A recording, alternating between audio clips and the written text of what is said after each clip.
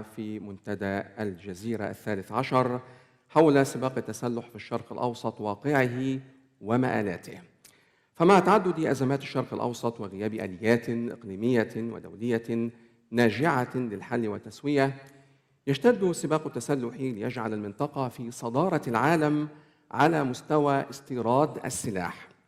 فقد أكد تقرير معهد ستوكهولم الدولي لأبحاث السلام والذي صدر في مارس آذار من هذا العام أن السعودية باتت تحتل المرتبة الأولى عالمياً بمضاعفة مشترياتها في السنوات الخمس الأخيرة إلى نحو الضعفين مقارنة بالسنوات الخمس التي سبقتها. كما أشار التقرير إلى أن منطقة الشرق الأوسط تستحوذ على أكثر من ثلث مشتريات السلاح في العالم، وأن واردات السلاح ارتفعت بشكل لافت بعد السعودية لكل من مصر وإسرائيل والإمارات وقطر. يحتدم هذا السباق في سياق إقليمي متوتر ومشحون بالأزمات التي تفجر بعضها، فيما ينذر بعضها الآخر بالتفجر والتحول إلى صراعات مفتوحة.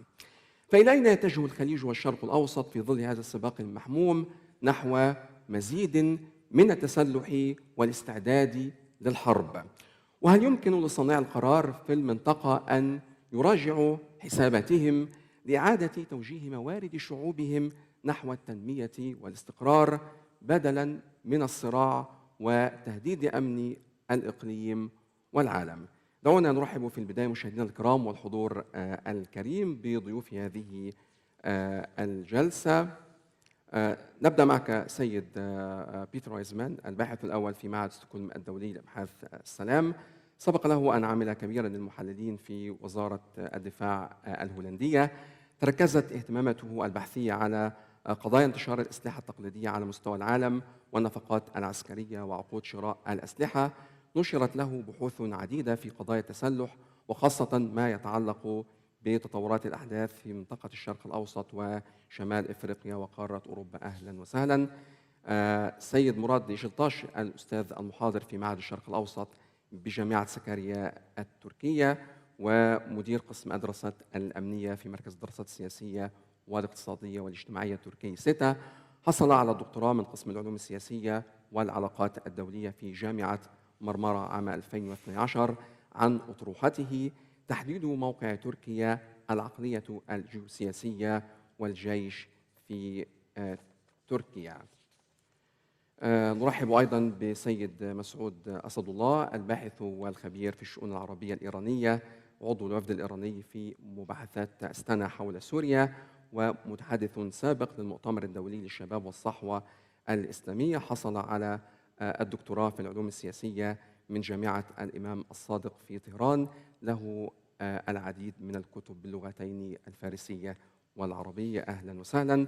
كما نرحب بالسيد أندري فرولوف، رئيس تحرير مجلة تصدير الأسلحة الروسية. عمل في الفترة ما بين 2003 إلى 2004 باحثا في المركز الروسي لدراسة السياسات ومحررا لمنشوراته الرقمية، وكذلك محررا لمجلة التحكم النووي. كما نرحب بالطبع بالسيدات والسادة الحضور، وسوف نخصص مساحة لحضراتكم للنقاش وطرح الأسئلة على الضيوف. نبدأ معك سيد بيتر ويزمان، نخصص 10 دقائق لكل ضيف للحديث في كل محور من محاور هذه الجلسة. بالتأكيد التقرير الأخير لمعهد ستوكهولم الدولي لأبحاث السلام كشف معلومات مهمة حول سباق التسلح في المنطقة.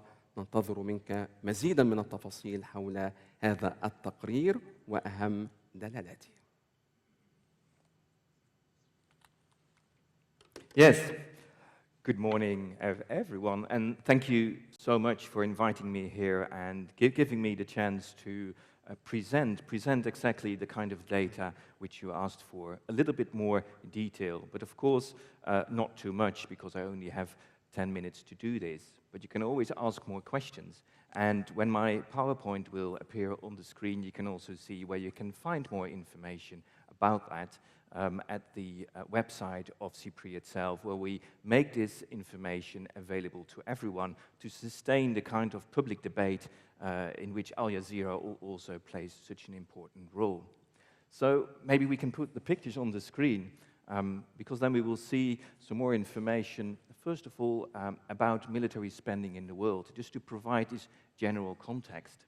And the general context is that over the past 15 years or so, we have seen a steady increase in military spending in the world as a whole. In the past few years, it has leveled out, but as we will see also on the big picture here, and I hope I'll put that on the screen right now. There we have it. We will see that it has gone up again in the past few years. Tomorrow, SIPRI will release its new information on military spending, and we will see that also in 2018, military spending in the world increased even further. But of course, military spending trends are very different from region to region. Let's have a look at the top 15 military spenders in the world, and there we already see a few very interesting things. Of course, the United States is the largest military spender in the world, followed by China. We're not surprised about that. But I think some surprise is there when we see that Saudi Arabia is, in our estimates, the third largest military spender in the world. And that is remarkable considering the size of the country. It plays in the same league as major states such as Russia and of course the major European states and also India, all states which are bigger or even significantly bigger than Saudi Arabia is. Also very telling is this picture where we see military spending as a percentage of gross domestic product. Basically, it shows us how important states find military spending. The more you spend of your income, you can assume the more important you find that what you spend your income on. And in this case, we see the red countries, the countries which have military spending as percentage of GDP over 4%. Russia is one of them, but also several states in the Middle East. Actually, if we look at the top 10 countries, when we look at military spending as a percentage of the GDP, we see that in 2017, at least 7 of them were in the Middle East, Saudi Arabia being at the top there. And if we then focus a little bit more on the region itself, the Middle East, the one which we want to focus on today, we see this, and there's a few key observations to be made here. First, of course, again, the high level of military spending as a percentage of GDP. For Saudi Arabia, this is up to 8 or even to 10% in 2017, and similar for other states in the region. That compares to an average of 2% in the world. In Europe, most countries spend less than 2% on their military territory every year. We also see another thing here, and that is transparency. Many states in the region only provide limited information about their military activities, including about their military spending. Some of them provide no information at all. Syria, Yemen, maybe not so surprising, but also the UAE and Qatar, we don't have proper information to make an assessment there. Many other states in the world, just to make that clear, do provide such information. SIPRI has information for roughly 155 states on their military spending. So the norm is to actually be transparent. Another clear observation here is the differences between states. The very large military spending by a rich state like Saudi Arabia, and comparatively much lower military spending by Iran. Quickly then the trends over time. Saudi Arabia, we see a very, very steep increase over the past 10 years. Then of course a drop when the oil prices fell in 2014-15, slightly climbing up again. But it's very important to stress that long-term trend. There's something similar we've seen in the UAE, though there the data stops in 2014. Whereas for Iran, military spending has been much lower, and of course, due to the economic problems caused by the sanctions, we also saw a decrease around 12, 13. It's slightly climbing up in the past few years again. The UAE then, just to stress that, does not turn up in the top 15 as we provide it because we don't have information. But if we would have information, and based on the previous figures up until 2014 we had, and based on the arms procurements by the UAE, we would expect the UAE to figure in the top 15 largest military spenders in the world in the past few years. Another indicator of militarization in the region is arms imports. And arms imports are particularly important because basically all states in the Middle East and certainly in the Gulf are dependent on imports for the provision of advanced military technology. Even those states which have an arms industry cannot cater for their own arms, their own military technology themselves. They have to import. And there we see that Saudi Arabia has become the largest arms importer in the world in the period 2014-18. And we also see that the UAE has continued to be a major arms importer during that time. And just to stress the role of the Middle East as an arms market for arms exporting states, it has increased if we compare the period 2009-2013 in the lower bar with in the higher bar 2014-2018.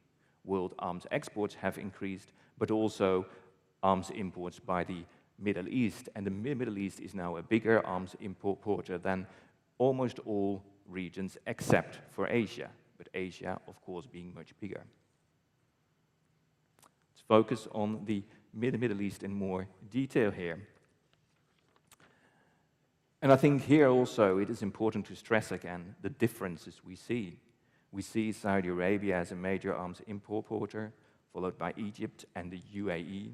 Qatar, they're also playing a significant role, and in the future, for sure, playing an even more important role, considering the large arms procurement programs that Qatar has started since about 2010.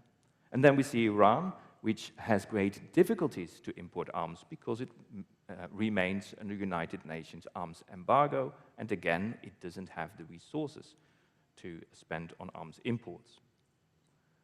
This picture is not so clear, but it provides you a little bit of indication of the trends in time, and again, it has already been mentioned, Saudi Arabia has tripled its arms imports over the past 10 years. The UAE is very important there, and also Qatar, once again, turns up here.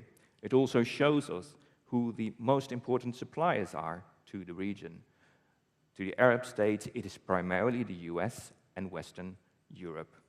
Other states, Iran, for example, has been able to import certain items from Russia, and for example, Egypt has kind of balanced it out, has received a lot from the US, but also from France, Germany, and in recent years, from Russia. So we end up with a last picture here, and we see the two things together, the trends and the clear asymmetry which we can see in military spending and arms procurement in the region. Some are very big, others are much smaller, and maybe much smaller than one would expect them to be. Of course, it is always important to stress that when we talk about military spending or about arms procurement, that is not necessarily the same as military capability.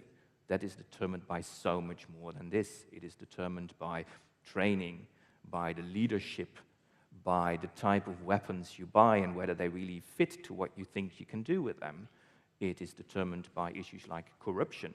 It is determined also by the fact if you actually want to buy arms to use them or to show off prestige, which has been the case, I think, for a long time in many states, especially in the Gulf region. But there, the important observation is that things have changed. Weapons are no longer acquired just to be shown off, but they're actually being used. They're being used by Saudi Arabia and the UAE in Yemen, by the UAE in Libya. They have been used by Saudi Arabia, the UAE, and in ways also by Qatar in Syria. So I think there is a major change.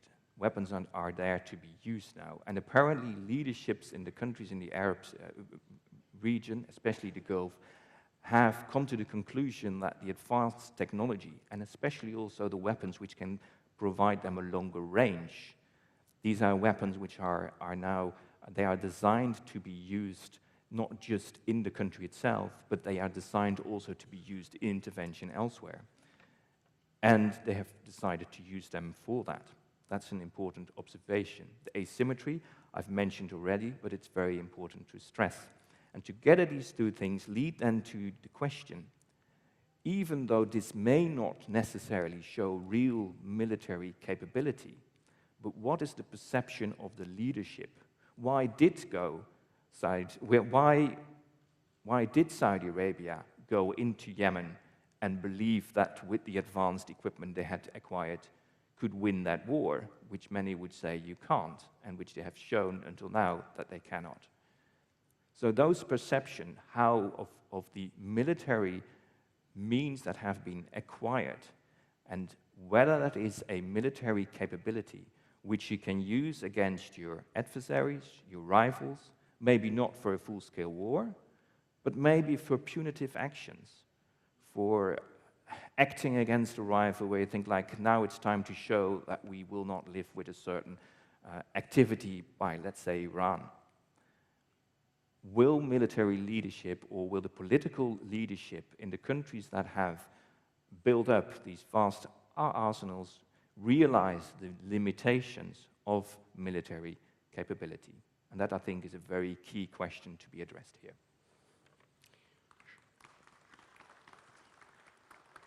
شكرا جزيلا لك سيد بيتر ويزمان، الباحث الأول في معهد ستوكهولم الدولي لأبحاث السلام، على هذا العرض الوافي. For this presentation about the Stockholm report, now I give the floor to Mr. MURAT YEŞILTAŞ, Director of الاجتماعية التركي سيتا.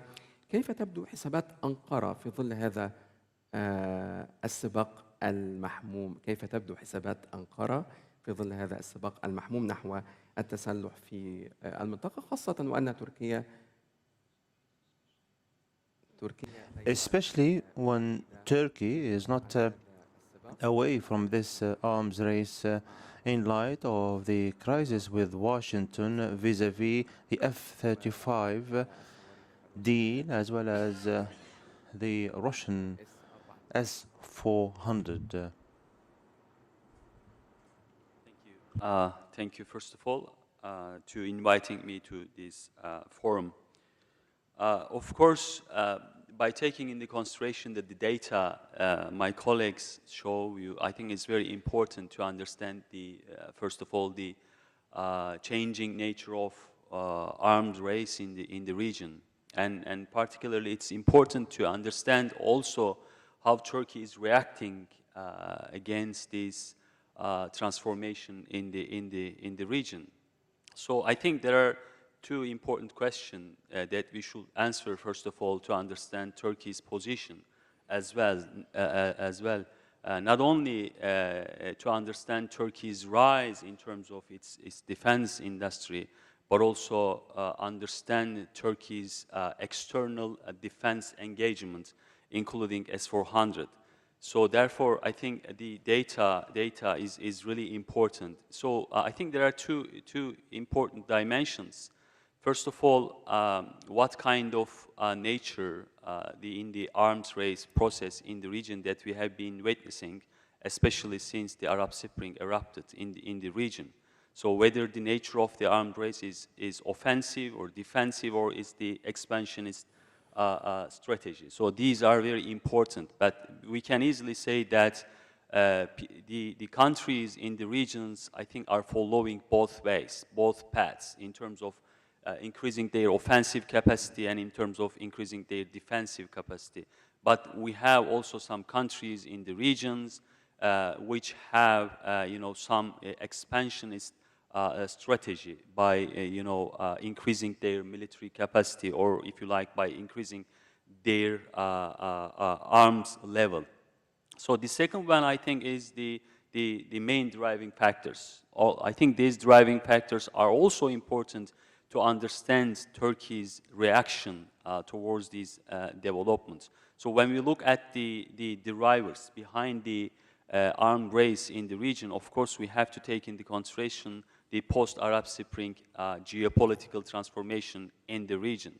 So first of all, there are, of course, many driving factors behind this arms race in the region, but particularly we should look at the, first of all, interstate geostrategic competition over the different, security and foreign policy crises in the region, including, Libyan crisis, Syrian crisis, Yemeni crisis, and other, interstate geostrategic, competition over those countries. Of course, something in which the armed race is an integral part of this. Of course, in context, not look at the state level, armed race process. We should look at the small armed race in the region, especially following the increasing or the proliferation of the non-state armed groups in the region, or if you like, there are a huge number of terrorist organizations which can able to influence the armed race in the region. So therefore, we should look at also this, non-state level, rather than taking into consideration the state as the central phenomenon of the, armed race in the region. We should, of course, take into account this level of arms process. So I think number 3 is external intervention is one of the main driving factors behind this armed race in the region. So therefore, I think when we take into consideration this regional transformation, we can easily understand Turkey's position vis-a-vis the arms race in the region. So first of all, there are from my understanding, there are 3 important points that we should look at to see how Turkey is, reacting in this context. The first one is the Turkey's concern about the regional balance of power. So distribution of power is always important for Turkey in this context. This is the reason why Turkey dramatically changed its defense policy in the region. Turkey has been always central country. Turkey has been always major country over the history, over the course of years. But especially in the post-Arab Spring era, Turkey realized that the regional balance, has been gradually shifting. So therefore, Turkey, changed its total understanding about its defense policy. I think Middle East is not, enough to understand Turkey's defense policy. We should also look at Mediterranean region or Mediterranean Sea, especially, following the Arab Spring. There has been increasing, alliance politics in the region, which potentially pose a threat against Turkey's national interest in the region. So therefore, Turkey's, the main driving factors, the main determinants behind Turkey's arms policy is also the changing dynamics of the geopolitical competition in the Mediterranean region. So, for example, when we look at the 2 weeks ago development in the United States, 2 prominent senators, offered a bill, an act to, change United States engagement in the region, especially the Eastern Mediterranean security complex.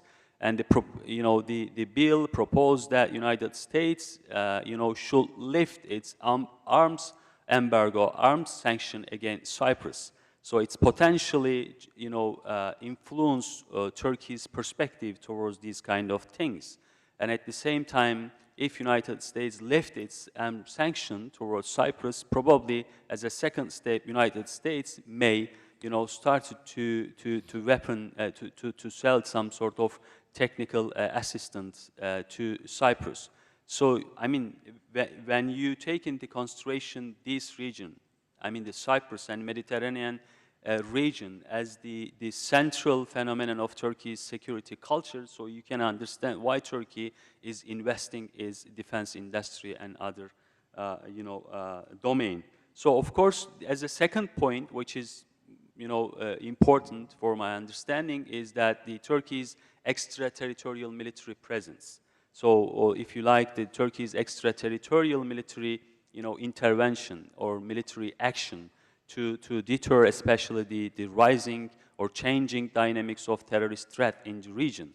So when you take into consideration the Syrian dynamics, especially in the context of increasing partnership between United States and PKK, or if you like, the PYD, so you can, understand Turkey's position as well. So this also, I think, pushes Turkey to increase its military capacity, especially in terms of the counterterrorism operation. So I think the last final dynamic with regards to Turkey's position is the perception about the power projection, not only in its near abroad, but also in the wider geopolitical context of the Middle East. So the power projection, I think, is important part of Turkey's military policy as well as its defense policy. That we don't have enough time to talk about what I mean by power projection of Turkey. So, with regards to S-400, I think this is an important strategic issue for Turkey. I think it's going to be a threshold for Turkey. So, of course, we can easily say that there's going to be a political turmoil, which we have already with the United States, emanating from PYD and PKK. But I think S-400 is going to be another, big turmoil for U.S.-Turkey relation, which potentially influence what the United States is thinking about the Middle East from a wider geopolitical conception, wider geopolitical perspective. But we should look at, first of all, Turkey's priorities in this context. Turkey had three, I think, actually conditions before this process turned into a crisis. So Turkey required some technological transfer, which was kernel for Turkey's strategy, and the price was really important for Turkey, and of course time frame as a third point was also important. So, but when we look at the negotiation process between Turkey and United States, we can easily say that United States did not, accept any of this single condition. So this is the real, I think, intention. This is the real problem behind this crisis. Of course, as a second domain, so when you look at the region around Turkey, there is an increasing, as data show us very well, that there is an increasing number of offensive capacity of the other states, and you need some sort of a very strong and smart, air missile defense system. So, but from a very strategic perspective, from a geopolitical perspective, S-400 is a threat actually, or is perceived a threat by United States to F-35 project. This is what Turkey and United States should rethink about their cooperation. So therefore, I think it's going to be resolved in a very short period. But I think the modality of the resolution is really important to see how this bilateral relation is going to be transformed. So if I have time, no. So okay, 1 minute. So I think the transformation of the region is important, but in terms of the understanding, the future is really important for us. For my understanding, there are three, possibilities for the future of Middle Eastern security complex, including the arms race. So we have an alternative. The Middle East is going to be turned a unipolar, structure in terms of distribution of power, in which United States will be at the center of this structure. As a second alternative, we have also multipolar Middle East, in which 5, major countries, major powers, are going to shape the regional geopolitics. But it's really important what kind of multipolarity in the region that we are talking about, whether it's going to be a balanced multilateral or unbalanced multilateral. As a last alternative, there is also a big potential about the Middle East security complex, which may turn a non-polarity, in which states and non-states actors are going to be part of this system. I think this last, possibilities is going to be very anarchic in terms of the arms race and other, political issues in the region. Thank you so much. شكرا جزيلا. شكرا جزيلا سيد. Thank you very much, Mr. Murat Yeshiltaş, from the Center of Social Studies. Now, I give the floor to Mr. MASÜD Saad Allah. He will be speaking Arabic, and he is a researcher and expert in Arab relations. How does Tehran see this situation, this arms race in the region that has made the region one of the most exporting countries in the world, especially that Iran also continues of reinforcing its military capability despite American sanctions? In the name of God, the most merciful, the most compassionate, I thank the Jazeera Center for Studies for this important, for inviting me for this important forum. This arms race in our region is 50 years old almost. It began with the beginning of the 70s of last century. I don't want to go into details about statistics that were, in fact, my other colleagues spoke of that enough, but I want to speak about how that race began and how that was developed. And then at the end of the day, I will present a future vision for this arms race and its repercussions, and I'll have some suggestions to propose. 50 years ago, we did not see, there was no arms race in the region. In 1968, Britain said that it tended to withdraw its forces from the regions that were east of the Suez Canal. This withdrawal was supposed to be in the end of 1970, and then when this was spoken of, a question was raised about who will fill in the vacuum. The answer was clear: it will be filled by USA. But USA at that time was deeply involved in the Vietnam War, and the situation in the USA did not allow Mr. Nixon at the time to send military forces to other regions other than Vietnam. That's why Nixon proposed a new doctrine in Guam Island in 1979, which can be summarized by saying that the allies or the regional allies of USA should be given the task of protecting the American interests in the region. That's to say, instead of USA sending its soldiers to any region, it asks its allies in the region to protect its interests. This American vision has developed into a policy that's called the policy of two pillars. These were Iran at the Shah time and Saudi Arabia. Iran's Shah of Iran during Shahzad was given the role of protecting the American interests in the region, and Saudi Arabia was given the role of fulfilling the financial needs to face and confront communism and all radical and revolutionary movements, and it was called at the time the role of the Saudi Arabia in taming and controlling these radical movements. So the distribution of roles was made this way between Iran and Saudi Arabia.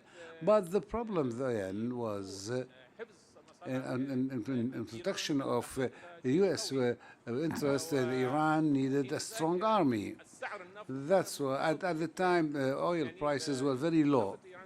The Iranian oil at the time was less than $2 for each barrel, and this price was not enough to build army and buy large quantities of weapons from the USA or the West. That's why when the 1973 war began and there was this petroleum ban by Arab countries, the oil prices went up, and here Kissinger played an important role, but this is not the time to speak about that. That's why at that time oil prices went up for all Arab countries, including Iran, and the Shah of Iran began buying weapons from USA. Nixon gave him a blanc check, carte blanche, in a way that he can buy any weapons they wanted, but the nuclear weapons. So things reached a point that Iran bought American weapons that even that were not used by the American armies. For example, some kind of jet fighters, the F-14, they were used by the Iranian army before the US or the American army, and this way the Shah became the gendarme of the policeman of the region, and to fight all the radicals or the left-wings revolution south of the Sultanate of Oman, to protect American protection. And he was very happy to play this role, and we never heard at the time anybody in the region saying that Iranian are Shiites and not Arab, and they have come to an Arab country that is Sunni to kill people. Nobody spoke of that at all. No, everybody was happy with that because that was within the American policies and within the system of two poles. And the arms race became an arms race between Iran at the Shah time and Iraq at the time of Saddam in the 70s. This is how things began. These 50 years can be divided into four periods of time. The first period was the 70s, and the race was between Iraq and Iran.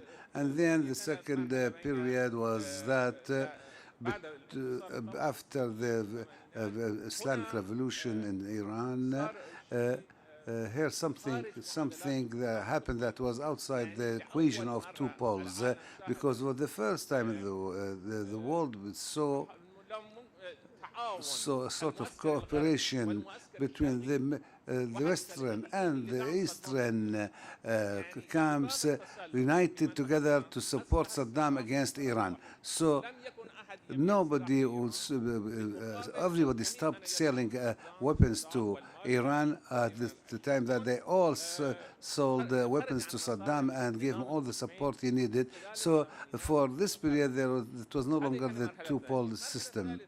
The third period was that began beginning of the 90s until 2003. The third period, as we saw, we saw something new. I forgot to say that for each arms race, we don't need only money, we need another thing, and this other thing is the phobia. The phobia of something, to be afraid of something or some country. Any arms race requires money and phobia. In the 70s, the phobia was that of the communism. In the 80s, the phobia was of the victory of the Islamic Revolution, and the USA used to incite its allies in the region to buy weapons to incite them to face Iran. And after the 90s, something new happened. So the phobia from Iranophobia continued, but in addition there was Arabophobia, what's to say, Irakophobia, that's to say there was a phobia from Saddam Hussein after his invasion of Kuwait. So the 2003, this period ended with the fall of Saddam Hussein after the American invasion. Now we are in the fourth period where there is no longer any Iraq phobia because Saddam fell down, and Iranophobia remained there. That's why the Bush Jr. spoke about the thing that Iran is. They spoke about the axis of evil. So during these periods from 1990 until 2003, there were some transformations, but the most important was after 2003. This is the fourth period from 2003 to date. We found that during that period, the big dramatic changes in the region.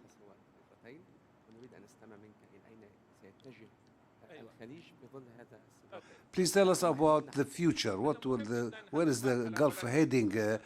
Because you only have 2 minutes left. Okay, I'll speak about the present situation. During this last period, we saw that there is an unprecedented arms race in volume and in weapons possession, and also we found something new. Until 2011 or 2015, in fact, we saw that there had always been a sort of control, arms control in the region by USA. But since 2015, with the arrival of Salman, King Salman, and his son Salman, and then bin Zayed, we found a new situation. We found that the Gulf arms were out of control, not under control. This is something unprecedented. Here, this was very dangerous because this weapon was used against Iran, and was used also. Yes, it's not no military force was used against Qatar, but there was military threats against Iran and the blockade imposed on Qatar, and maybe in the future the Gulf weapons might be used in Libya, and that's why we are facing a very dangerous situation, a sort of no control on the weapons of the Gulf states. So that's why I would like to propose something. That's it. To confront this, we need to have large regional cooperation. By meaning by that, cooperation between the countries of the region with some countries outside of the region. For example, we need a cooperation between Iran, Turkey, Qatar, Iraq, Kuwait, Oman, Pakistan, India, and Syria, to confront this large use or purchases of weapons in the region. And it's also dangerous that we might see some differences between the Emirates and the Saudis in Yemen. Here, I would like to speak as a political analyst. I would like to say that I'm surprised that the Qatar does not focus and does not care about enhancing its relations with Iraq. Because Saudi Arabia exploiting the situation in Iraq and Pakistan for rapprochement and to have some influence in these two countries. I think that Qatar must enhance and improve its relations with these countries, especially there's some rumors that Saudi Arabia is trying to buy a ready-made nuclear bomb from Pakistan. That's why I wish that this should be well studied to reinforce the Iraq-Qatari relations with these two countries, Iraq and Pakistan. I'm not speaking about big alliance, no, I'm speaking only a large regional cooperation to confront this uncontrollable weapons race in the Gulf. الإيرانية السيد أندري. Thank you very much indeed, Mr. Andrei Frolov, the editor-in-chief of the Russian biweekly arms export magazine. The floor is yours. I would like to say that the Stockholm Institute's reporter talked about the increase in the Russian arms selling, and as a matter of fact, 16% has been pouring into the Middle East. Russia ranks second when it comes to exporting arms in the world after the USA. Yes, please, the floor is yours, sir. Thank you so much for this great possibility to be present here, and Al Jazeera for invitation. It's very difficult to say something new after my colleagues with brilliant reports, but anyway, I will try to focus more on Russian presence in the arms market in the region, in the MENA region, and we'll try to maybe enlighten some trends which now have place, or maybe will have place in the future. So traditionally, this region, I mean MENA region, was very important for Russian military industry because of, it's obvious, because of a lot of money which are here and maybe poured into the Russian military economy, and also because of very specific and traditional relationship between Russia and the regional countries. So another very interesting point is that because of very big military budget, the regional countries can afford to buy brand new weapons, and the Russia is not the exemption. For example, United Arab Emirates, Algeria, Egypt, they were the launch customers for some new Russian platforms, and they became the first clients of new Russian weapons. And this trend is takes place even now, so it's not a history, it's a reality. But as of the importance of the region, it's very difficult to give any concrete figures because of kind of secrecy around the arms trade in Russia. So there are very few figures or numbers which are coming from officials in Russia. So our task is to find out the reality and to find the truth. According to the official figures, for example, in 2015, for MENA countries, so the Russian military sales to MENA countries was around 36%. In 2017, the region took around 48%. So we can say that now region takes around a half of total Russian military export. So just for understanding, the total amount of Russian military export is about $15 billion per year.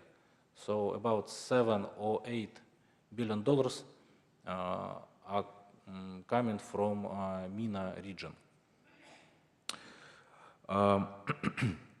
Moreover, Russian officials also they underline the importance of MENA region. So everybody understands in Russia that the cooperation with MENA region is very important. So and Russia tries to do everything in order to promote its weapons, in order to promote its technologies into region. And I think the most interesting trend is that some countries from the region now are turning not from buying from the shelf, but also try to invest into the new platform. So, for example, there are some rumors that United Arab Emirates wanted to invest into the new Russian 5th generation fighter, and to be kind of investor and co-founder of this new project. But if we are looking into the trends, I have to point out some interesting points, according to me, which have taken place during the last years. First of all, I think the real breakthrough was with the Russian intervention into the Syrian conflict in 2015, because it completely changed the game. And Russia became a very influential player, actor into the region. That's why after 2015 we have seen the real revolution into Russian arms trade, because some regional countries which were never before among Russian clients became show interest to the buying of new Russian platforms. For example, I think that real revolution took place in 2017 when Saudi Arabia signed some contracts of buying Russian weapons, including the construction of some factory of producing of AK rifles. And also Saudi Arabia bought some heavy platforms like, for example, heavy flamethrower TOS-1.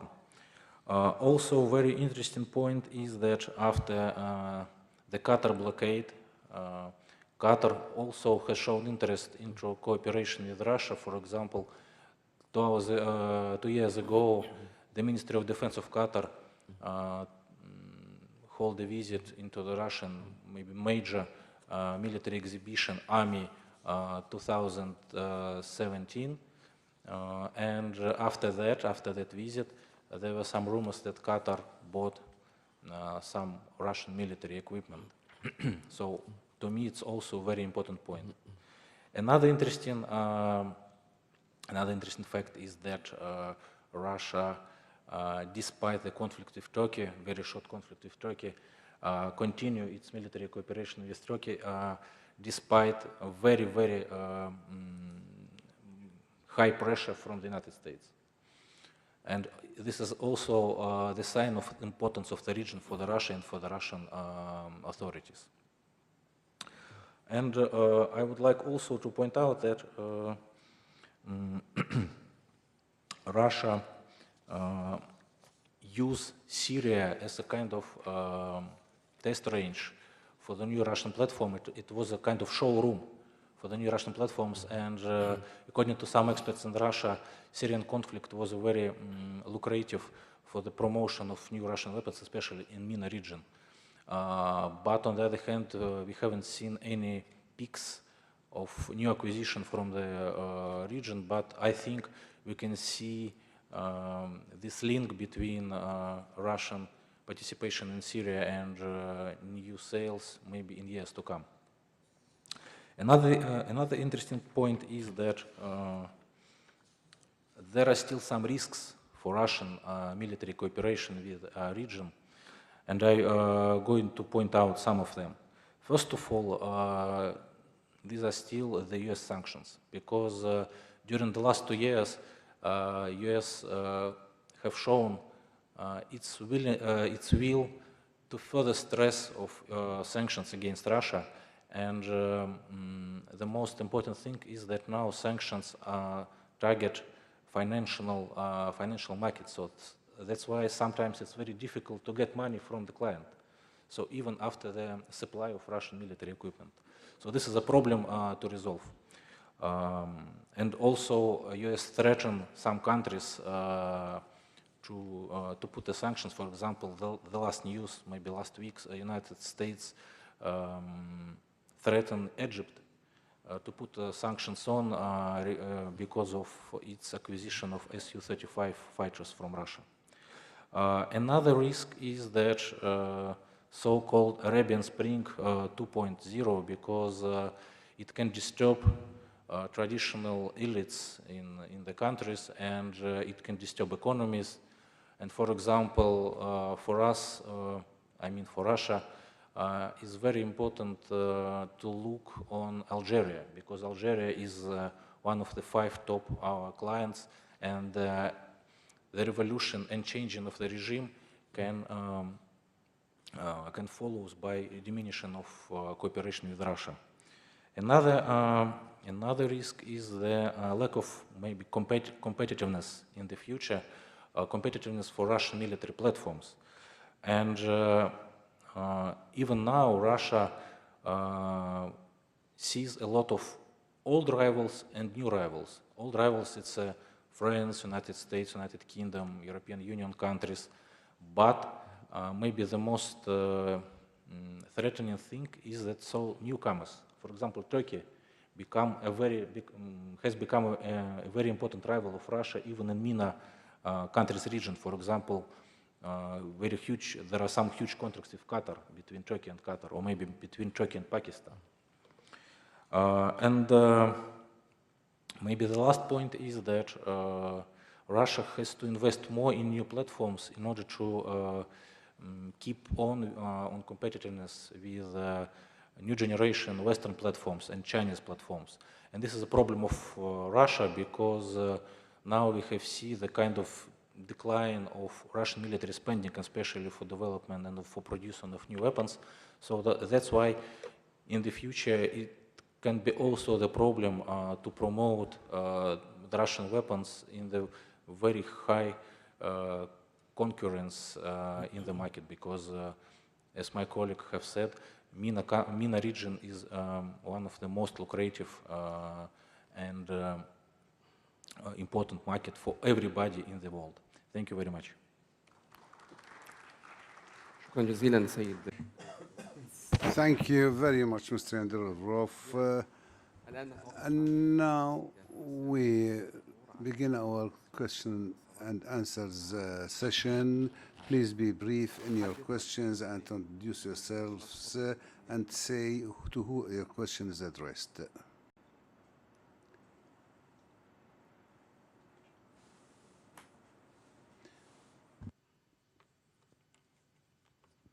Assalamu alaikum. عليكم السلام. My name is clear from this presentation that the people of the Middle East are pawns. They will continue killing each other while the arms manufacturers run all the way to the bank. And that's the sad reality. But my question is directed at Ustaz MASÜD. You talked about phobias, and you also talked about cooperation. And phobia, of course, is what is actually creating this turmoil, which makes this region a lucrative market for arms manufacturers. What do you mean by cooperation? What does it mean when you say there must be a cooperation in the region? Does it mean that Iran itself will start playing a constructive role in minimizing future conflicts? Does it mean Iran will approach and speak to Saudi Arabia and try and come up to some common sense on how to prevent further wars? What does it mean, cooperation? شكرا جزيلا. تفضل.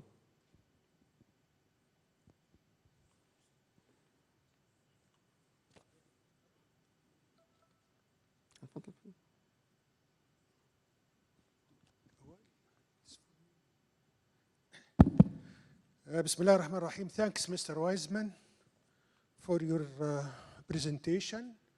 I don't call it arms sale. It is a shame.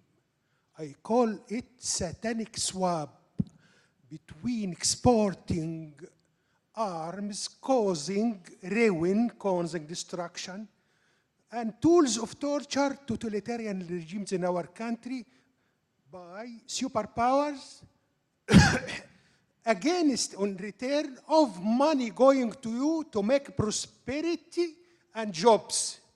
Please stop this satanic swap. Export for us technology, manures, factors to enhance our levels, and then you will never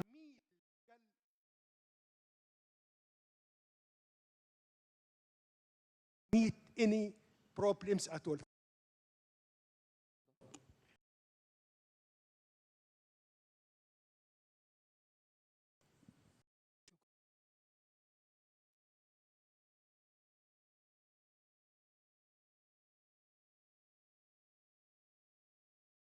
I would like it.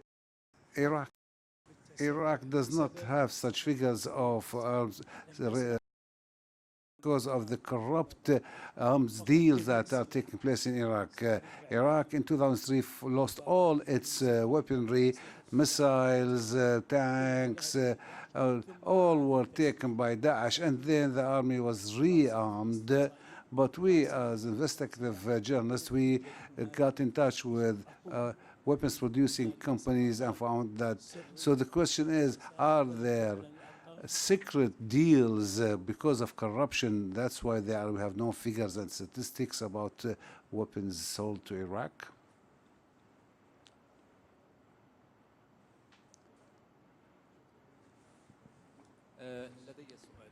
I have two questions to our guests.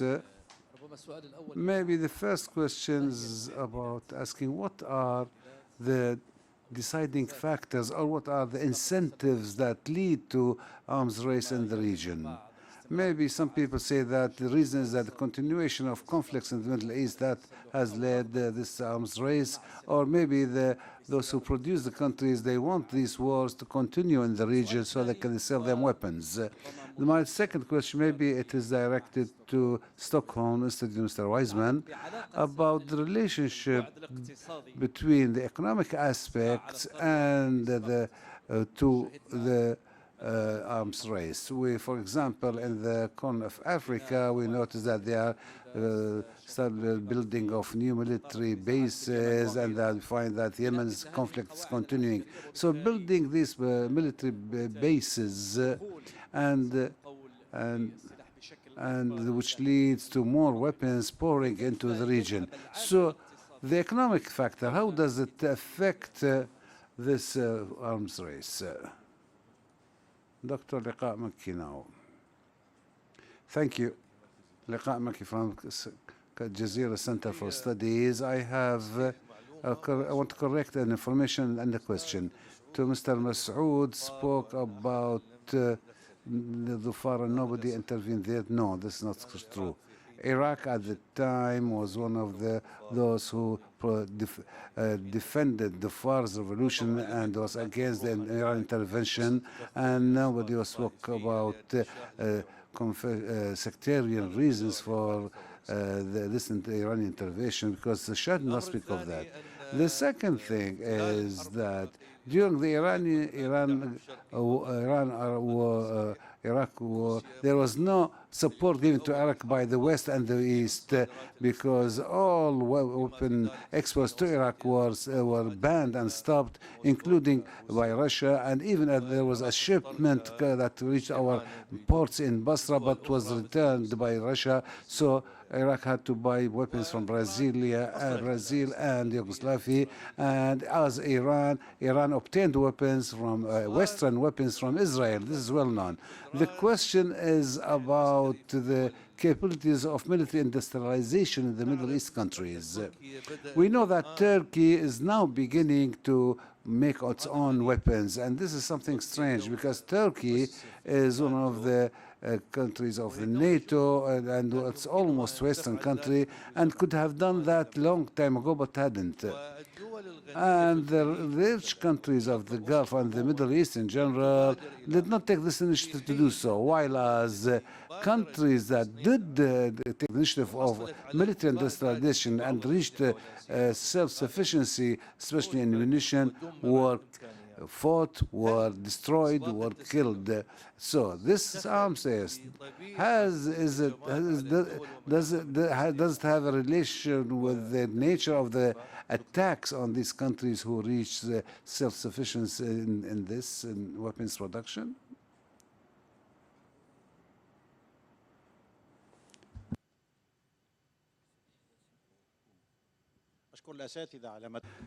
Thank you. My question is about new kinds of weapons, which are the cyber weapons. We know that they were used several times in our region, the Middle East, and expected they will also be used. So can you speak about this? That's the cyber attacks or cyber wars. Thank you.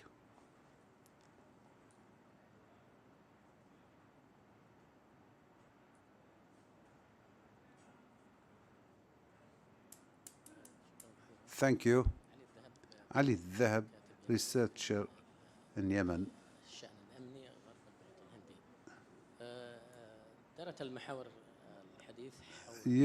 There was some speak about the security in the conventional way. I would like to say that the usage of weapons from a conventional security point of view in conflict areas in the Middle East, and in this context one sees two poles, Iran and Saudi Arabia. So my question is to Mr. MASÖD, why can't two countries who are contradictory positions, why can't they enable themselves with their resources to confront the non-conventional security threats in their countries. In Saudi Arabia, right now, we have so many very poor towns, town people, and there are floods that are coming every year to the cities, just like even city like Jeddah. So why should not they focus on that? And Iran also, which extend its hands intervention in Syria and Yemen at the time that it is facing non-conventional threats such as the floods that went all over the cities, their towns, and could not do anything about it. One should focus on confronting these threats instead of the threats in other countries. So both countries should use their financial resources to confront these threats. So my question is, these two countries, will they ever have a sort of balance or change in both conventional and soft security affairs? Thank you. We give now time to the panelists to answer the questions or the comments. Thank you for those many questions, comments, observations. Some of them are observations, some of which I can, to quite a large extent, agree with. For example, the observation that, yes, it is really needed to look extremely careful at armament levels in the region and, for that matter, in the world, to prevent that these are used. We have to work on that. We have to discuss this more. And I think that's also the next issue I think I want to touch upon again. That's that issue of transparency. And transparency is important related to the questions which refer to corruption and refer to the role of the arms industry in the armament processes in the world, and specifically also here in the Gulf region. Because as I said, transparency is really lacking here. Some states are not transparent at all. Some are a little bit transparent. There is some discussion, or at least there's some figures available. But overall, the decisions about armaments, both about buying them and about using them, are made by a very, very small elite. And that then risks, of course, that elite will make wrong decisions. And those decisions are only more likely to be wrong if the only ones who really have access to them are very often the arms suppliers, the arms industry. Corruption thrives in a situation where there is no transparency, where there is no accountability. Corruption, and for that matter also, it's not necessarily corruption in the sense of giving away money by the arms industry to kind of convince decision makers to buy their arms, but it's also how they try to continually influence them with new information, with new claims about the technology which they provide, the latest type of aircraft, what can you do with them? Here are smart arms. If you have smart arms, you can maybe win the war in Yemen. Or you don't. Maybe you should buy a few more, or you should buy some other equipment. Cyber warfare has been mentioned there too. So I think it's very important to understand that the role of the industry is to sell, but at the same time that we have to seek more transparency. And if states don't want to do that themselves, then institutions like CIPRI or CAST, or for that matter also Jazeera, can play an important role in bringing this to the fore, trying to inform civil society, which then slowly can build up a discussion, which hopefully helps to create a more realistic perspective, realistic views about weapons and how they can be used. شكرا جزيلا سيد مراد يشلطاش، تفضل. Thanks for the question and comments. I don't think there is a direct question to me, but I can say a couple of things about the general questions and the comments. So first of all, the arms race, I think, is not the new phenomenon. Over the history, it has been a historical trajectories, especially with regards to Middle Eastern arms race process. And secondly, this is a kind of state interaction. I mean the nature of the state interaction, in which we can easily define with reference to the security dilemma. You cannot be never certain. You cannot certain about other state intentions. If they are increase their military capacity, then you can perceive probably as a threat for yourself. Secondly, the self-help is an important point of view that every and each state in the region, as well as in the international system, try to maximize their power capacity, or if you like, the military capacity.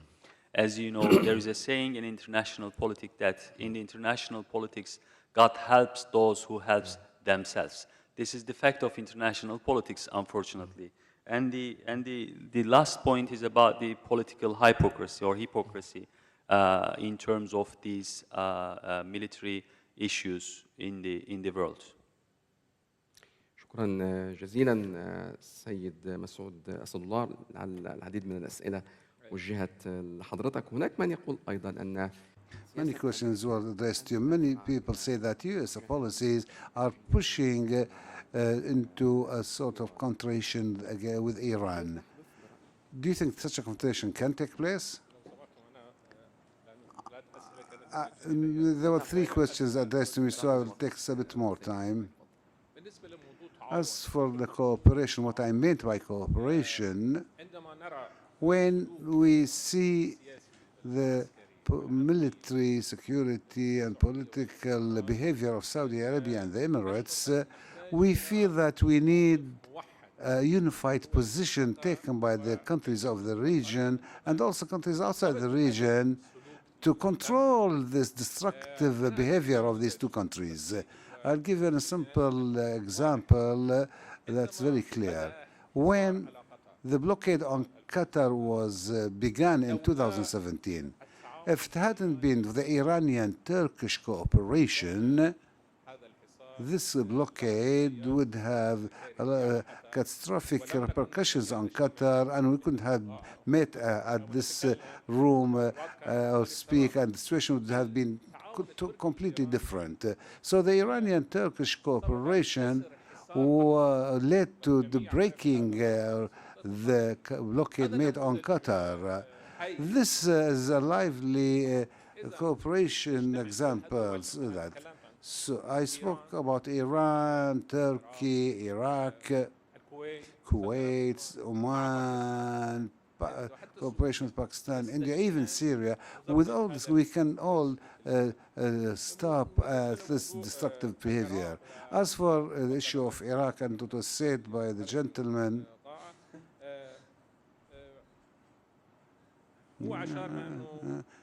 he said that Iraq, no country sold weapons to Iraq during Saddam's war in Iran. This is a very strange thing to be said. Nobody can really change the facts.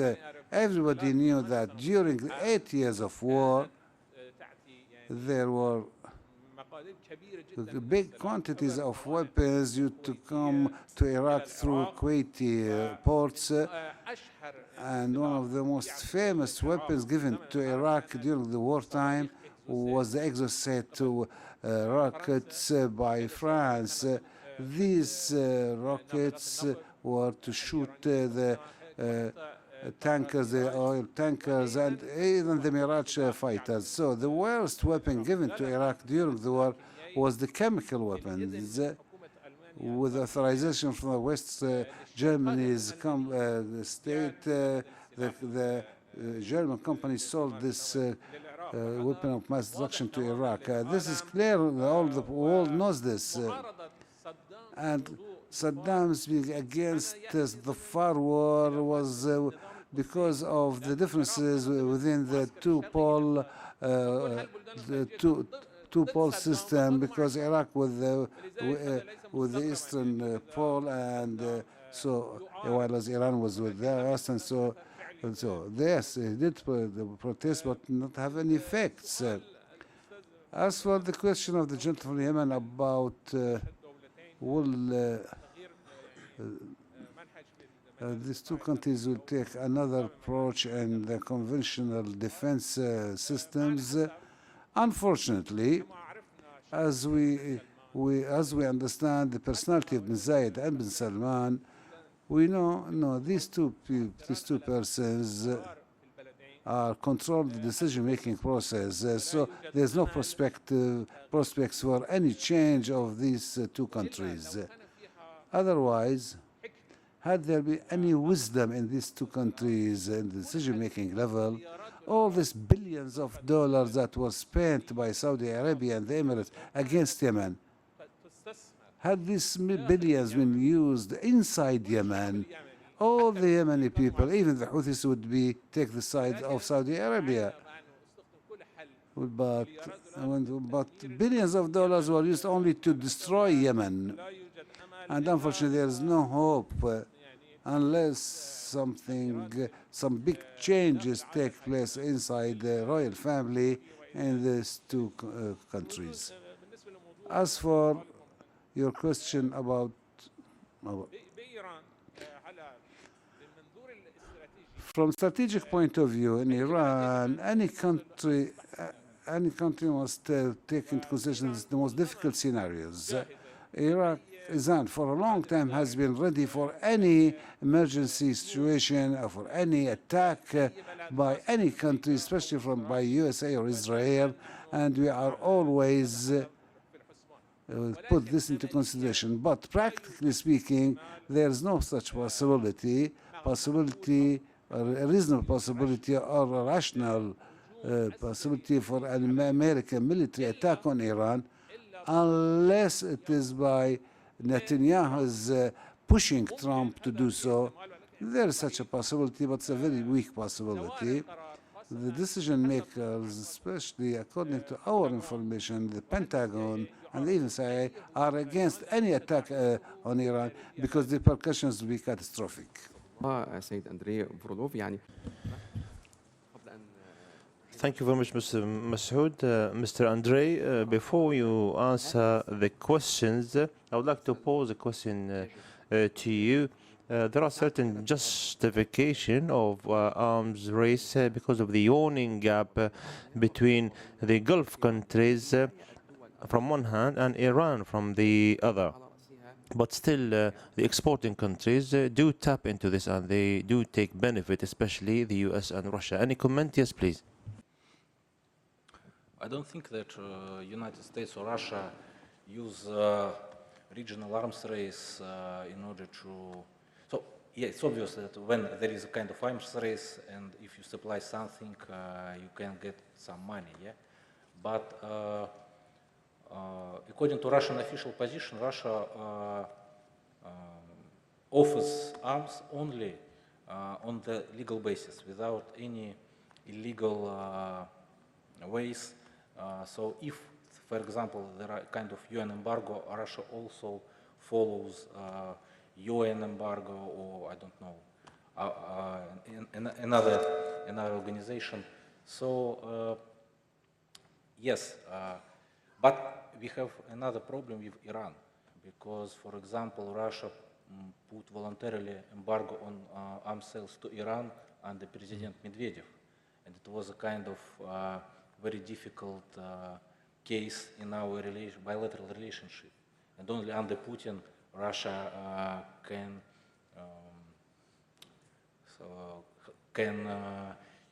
change the matters of things by supplying Iran with S-300 air defense system. So I don't think that regional arms race is the real reason for arms acquisition, because if we are looking into the theory, when one country buys military equipment, it follows different reasons. For example, country buys the security.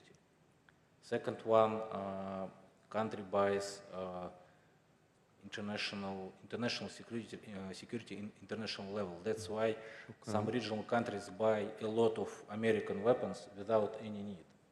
And the last one is to supply its own military forces and its allies. For example, like in Saudi case.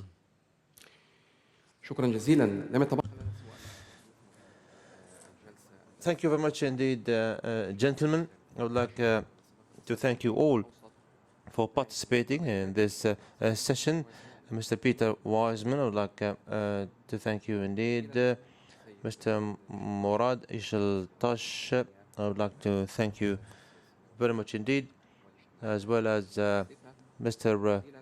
MASөөD Asadullah and Mr. ANDREI FROLOV. Thank you. And we'll be having a break, ladies and gentlemen. Now, a short break, and at 11:30 we'll resume the fifth session. We'll be talking about the challenges of the USA's policy in the Middle East. Thank you.